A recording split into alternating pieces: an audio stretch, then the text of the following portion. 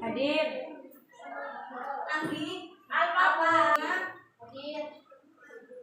Jadi di minggu kemarin kita telah membahas tentang tokoh perjuangan umat Islam pasca kemerdekaan. Masih ada yang ingat siapa saja tokoh perjuangan umat Islam pasca kemerdekaan? Ada yang ingat?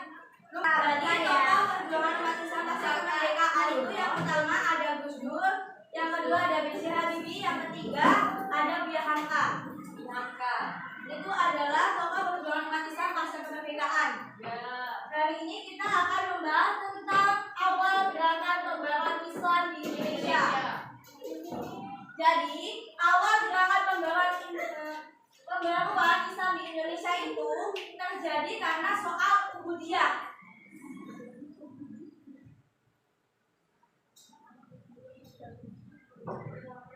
Soal ubudiyah, yaitu banyak dari paham dari ubudiyah ini yang ingin mengubah paham tradisional termasuk tahayul dan khurafat.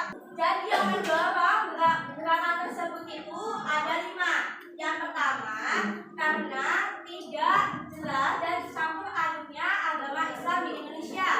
Yang kedua, tidak efektivitasnya lembaga-lembaga pendidikan Islam di Indonesia.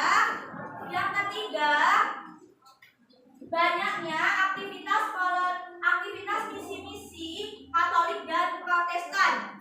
Yang keempat adalah sikap acuh tak acuh golongan intelijensia terhadap Islam. Yang keempat adalah pengaruh kolonialisme terhadap kondisi politik, ekonomi, sosial di Indonesia. Ini adalah awal gerakan pembaruan Islam di Indonesia. Yang kedua, pada awal abad ke-19,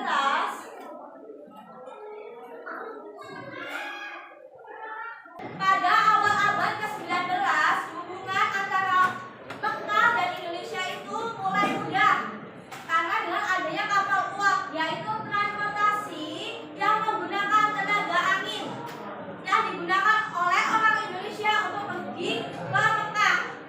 Jadi karena transportasi ini hanya mengandalkan angin, itu membutuhkan waktu berbulan-bulan bahkan tahunan untuk sampai ke Mekah.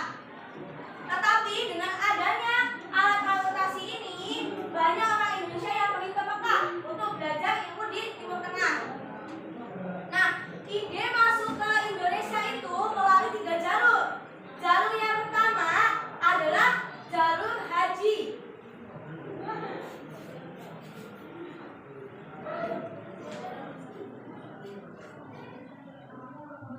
Yang sama adalah jalur haji dan mukim, yaitu banyak orang Indonesia itu yang pergi ke Mekah untuk belajar di Timur Tengah dan kembali dengan ilmu dan pengalaman baru.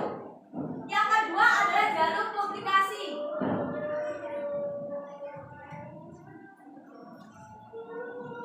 Yang kedua adalah jalur publikasi dengan makalah dan jurnal dari Timur Tengah tersebut yang diterjemahkan dan disebarluaskan di Indonesia. Yang ketiga adalah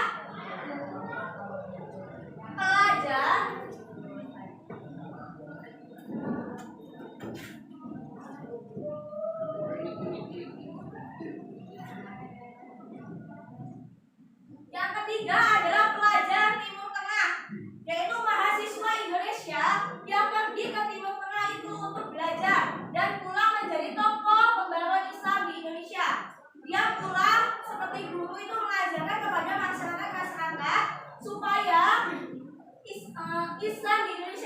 berkembang. Seperti itu. Yang selanjutnya adalah kondisi umat Islam di Minangkabau.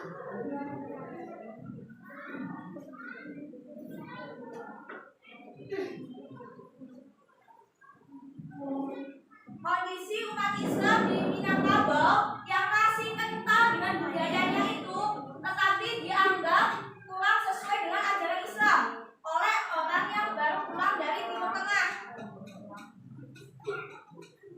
Nah, dengan adanya itu, mulainya gerakan pembaruan untuk mensucikan dari bid'ah dan khurafat.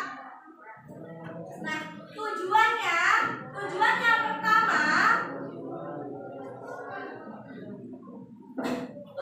pertama itu adalah untuk mensucikan ajaran Islam dari bid'ah. Yang kedua adalah perguruan tinggi untuk kaum muslimin. Yang ketiga adalah pembaruan rumusan ajaran Islam sesuai dengan pemikiran modern. Yang keempat adalah pembelaan Islam terhadap pengaruh Barat dan ajaran Nasrani. Itu tujuannya.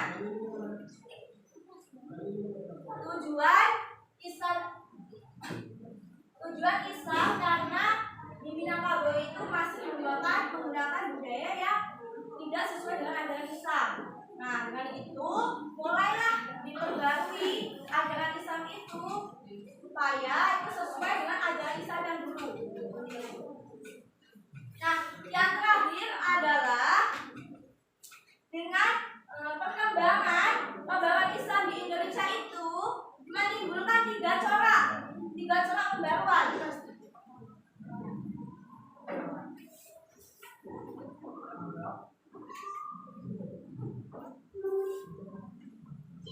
Tiga corak pembaruan. Yang pertama adalah tradisionalisme.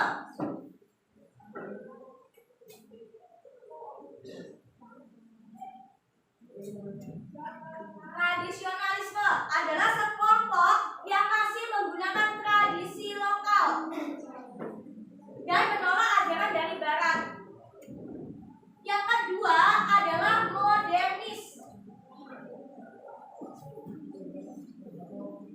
Adalah sekelompok yang menganggap bahwa ajaran Islam itu fleksibel, bisa mengikuti perkembangan zaman, baik dalam kehidupan pribadi maupun kehidupan sosial. Yang ketiga ada radikal, yaitu sekelompok yang ingin kembali ke ajaran yang dianggapnya murni dan menolak ajaran Barat dan mengkritik tradisionalisme dan modernis. Bisa dipahami? Baik, dari pemaparan yang telah Ibu sampaikan, adakah dari anak-anak yang kurang paham? Silakan ditanyakan. Zaki, awal gerakan pembaruan itu soal apa? Kita dihapus. Dia pembaruan masuk ke Indonesia itu melalui 3 jalur. Apa aja? Pertama ada haji dan mukim, kedua ada publikasi, yang ketiga ada belajar kita dihapus. Pembaruan Islam itu menimbulkan 3 corak. Apa aja? 1. Tradisionalisme, 2. Modernis, 3. Radikal. Kita dihapus.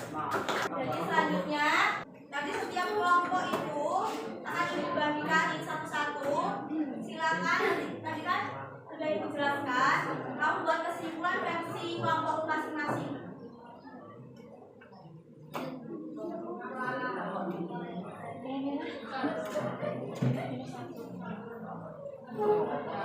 Jangan lupa ya dikasih nama kelompoknya. 1. Penyebab, faktor penyebab pembaruan. Penyebab pembaruan secara umum terjadi menjadi faktor internal dan faktor eksternal.